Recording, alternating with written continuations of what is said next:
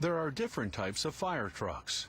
Pumpers hook up to fire hydrants, boost the pressure, then shoot water out through hoses. Ladder trucks elevate firefighters on either a ladder or platform. Rescue trucks have tools to cut through metal and clear obstructions.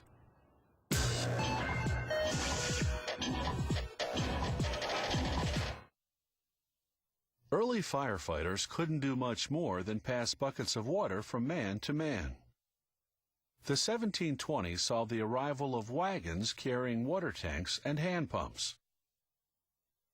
Those newfangled pumps could spew out an impressive 60 gallons of water per minute, about what you'd get from 2 garden hoses.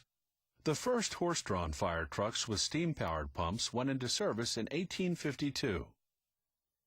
Gas-powered trucks replaced them in the early 1900s.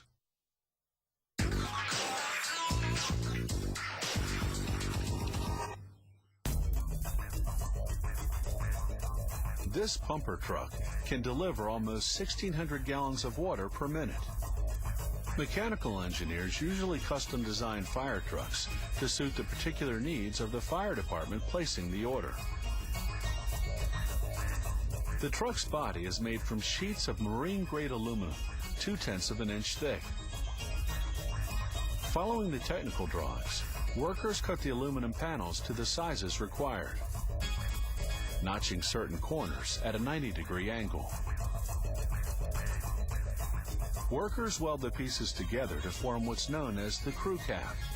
The crew cab not only carries the firefighters, it also houses the control panel for the water system.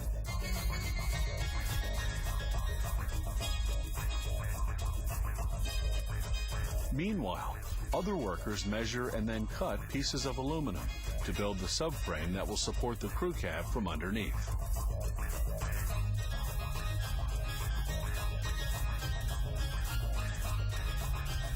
They weld the parts together.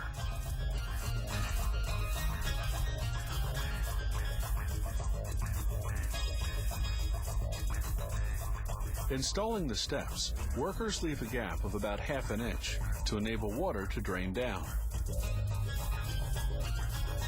They line the storage compartments with aluminum sheets, using a sander to make textured circles on the smooth surface.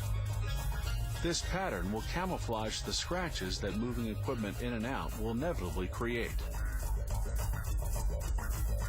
They use a machine called a press brake to bend the sheets to the required shape.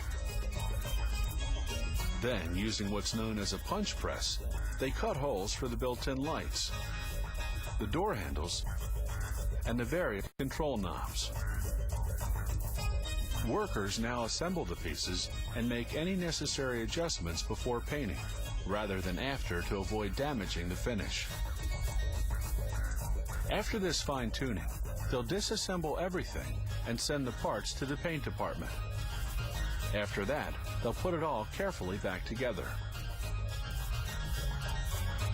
The full-scale assembly can now begin, starting with the water pump. It arrives here ready-made from the supplier. Next comes the crew cab.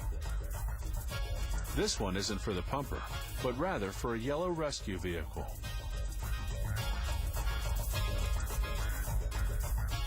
The pipes that lead to and from the water pump go into a threading machine. The pipes are part galvanized steel, part stainless steel.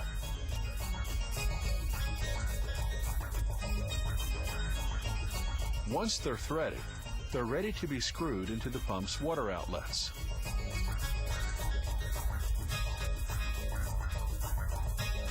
The drive shaft, that long piece coming from the transmission, performs its usual job of turning the rear axle when the truck is in motion.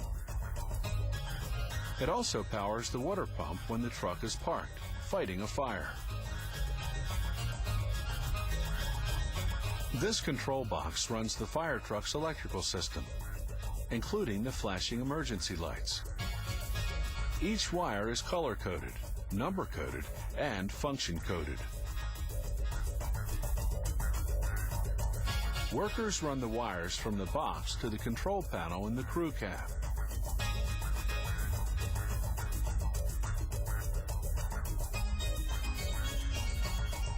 Then they hook up the odometer, speedometer, and other dashboard indicators.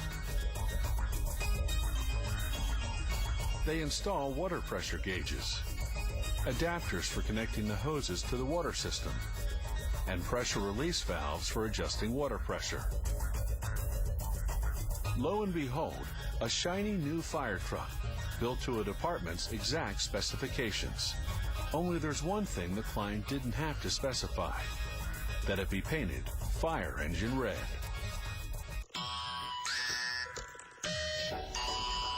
If you have any comments about the show,